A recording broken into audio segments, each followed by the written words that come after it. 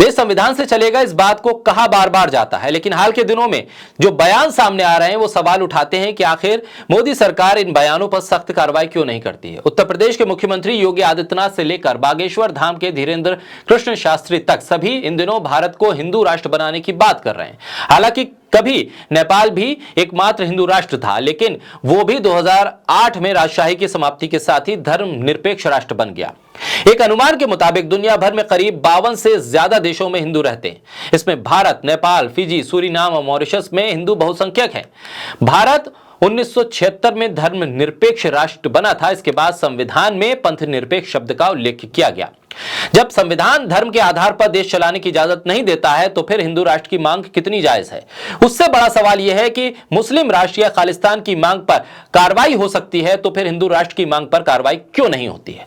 बोलता हिंदुस्तान पर मैं हूं आपके साथ मिर्जा शाकिर अली बेग। इत्तेहाद मिल्लत काउंसिल के अध्यक्ष तौकीर रजा खान ने उत्तर प्रदेश के मुरादाबाद में कहा कि अगर हिंदू राष्ट्र की बात करना दुरुस्त है तो सरकार ऐसी मांग करने वालों की गिरफ्तारी नहीं करती, तो फिर खालिस्तान की मांग करने वालों पर क्यों मुकदमे चलाए जाते हैं। जो हिंदू राष्ट्र की बात करते हैं उन पर भी देशद्रोह का मुकदमा चलना चाहिए, वरना कल ऐसा ना हो ये हिंदू राष्ट्र वालों की वजह से मुस्लिम कौम खड़ी हो जाए और मुस्लिम राष्ट्र की बात करने लगे। लेकिन हम ऐसा नहीं होने देंगे। मुल्क एक है और बार बार बंटवारा किसी कीमत पर बर्दाश्त नहीं होगा। जो लोग मुल्क को बांटना चाहते हैं, तोड़ना चाहते हैं और हिंदू मुसलमान का फसाद कराना चाहते हैं, उनके खिलाफ कार्रवाई होनी चाहिए। इस बयान के बाद तौकीर रजा पर केस दर्ज हो गया। उप निरीक्षक की तहरीर पर पुलिस ने सामाजिक माहौल खराब करने और विवादित बयान देने के आरोप में एफआईआर दर्ज कर ली। पुलिस ने यह केस मुरादाबाद में दर्ज किया है। बात सिर्फ इस बयान की नहीं है कि तौकीर रजा पर केस दर्ज हो गया।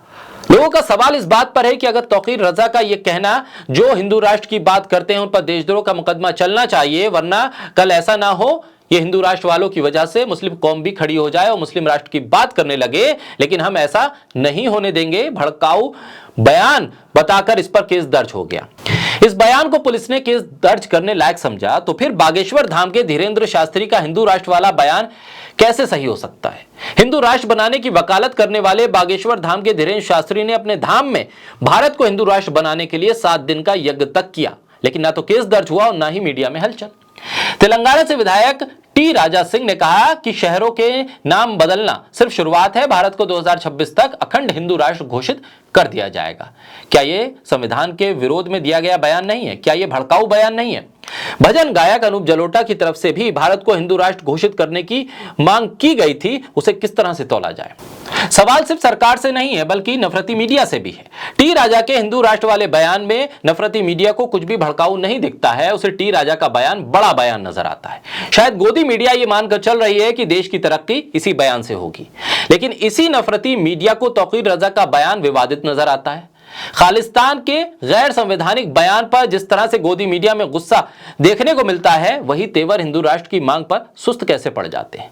सबसे बड़ी बात तो यह है कि देश संविधान से चलेगा और संविधान किसी धर्म की पैरवी नहीं करता है। संविधान ना हिंदू राष्ट्र के साथ है और ना मुस्लिम राष्ट्र के साथ और ना ही खालिस्तान के साथ। संविधान धर्मनिरपेक्ष है और रहेगा। संविधान पंथ निरपेक्ष है और रहेगा। हिंदुस्तान सभी धर्मों का सम्मान करता है और सबको बराबर मानता है। धर्म के नाम पर देश की बात करने वाले देश के हितैषी कभी नहीं हो सकते। ये लोग देश के खिलाफ हैं, देश के साथ कभी नहीं हो सकते।